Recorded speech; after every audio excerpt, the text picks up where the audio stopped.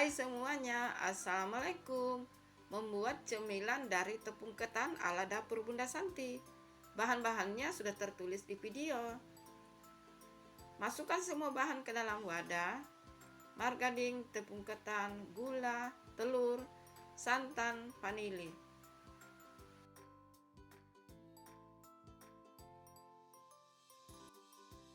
Lalu diaduk-aduk pakai tangan. Ini tangannya bersih ya. Tambahkan air sedikit demi sedikit sampai adonannya bisa diulenin. Nah, ini sudah jadi. Kemudian masukkan ke dalam plastik segitiga. Lalu ujung plastik segitiganya digunting.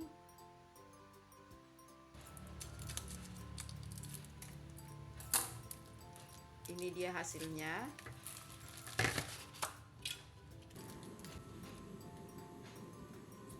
Gunting adonan ke dalam penggorengan.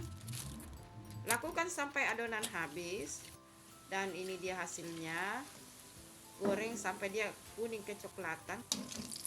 Lakukan menggoreng adonan sampai adonannya habis. Dan ini dia hasilnya. Silakan mencoba resepnya. Semoga bermanfaat.